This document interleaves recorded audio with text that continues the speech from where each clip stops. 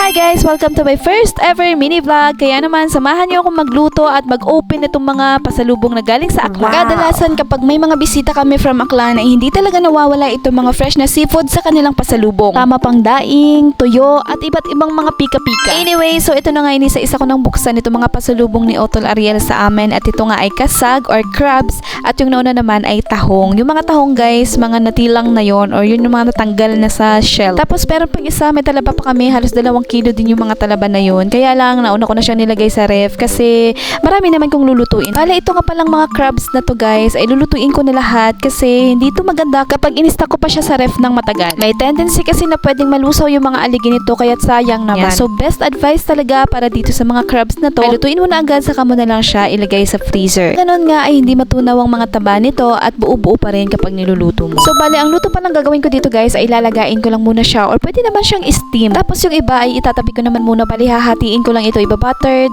crab.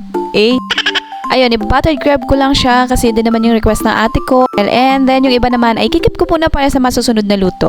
And after ko namang mahugasan itong mga kasag ay ayan, nag-ready na ako ng kawali na paglalagaan itong mga kasag. At first step, maglagay ng isang basong tubig at hayaan mo nang kumulo ito kahit mga 1/4 na kulo lang. At ayan, kapag medyo kumulo na, ilagay naman natin itong mga crabs tapos lutuin lang natin siya for about 10 minutes.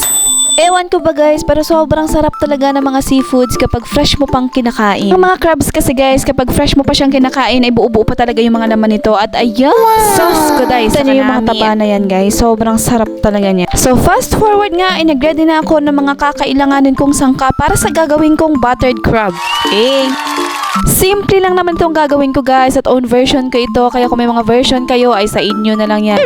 Joke lang. Ganito lang din talaga yung way na pagluto namin guys kasi ito lang din yung nakasanayan namin. At kahit simple nga lang itong way ng pagluluto ko nito abay saka namin man kara guys. Abay kahit ilan pa ang kainin ko nito hindi ako magsasawa. High blood na kung high blood. Char. Kidding aside guys, alam nyo ba nung mga bata pa kami, unlimited kaming kumain ng mga crabs na ito dahil nga ang trabaho ni Papa ay mangingisda at si Mama naman ay fish vendor. Kaya naman madalas talaga kaming nakakakain itong mga kasag dati. Pero ngayon sobrang dalang na lang guys, twice a year na lang kaming nakakakain kapag nakakauwi kami ng Aklan. Kaya naman ngayon, nisikap talaga naming makauwi kapag may mga long weekend. Kasi bukod sa namimiss namin si Mama, isa din itong pagkain ng mga seafoods at fresh na mga isda ang namimiss namin. Kaya naman days before, bago kami umuwi ng Aklan si Mama, may mga nakaprepare ng mga fresh na isda, mga fresh na hipon, tangget at iba pa. Kaya naman, thank you Mom! O, ang dami ng chinika. Mabalik nga tayo dito sa niluluto ko. At dahil nauna ko nang niluto kanina ang mga crabs, ngayon naman ay itong sauce ang lulutuin ko. At dahil nga wala akong available na butter dito, ay margarine na din na ginamit ko. At nang matunaw na nga ang margarine, ay naglagay rin ako ng bawang, tapos ginisa ko lang, tapos nag-add ako ng ibang mga pampalasa. At nung medyo okay na, ay ayan, nilagay ko na rin yung mga crabs. Hati lang pala yan guys, kasi yung kalahati niyan, ay tatabi ko muna para sa mga susunod kong lulutuin. Hindi ko lang totally napakita sa inyo pero sobrang taba talaga ng mga crabs na yan guys. Tingnan nyo naman, ang sarap.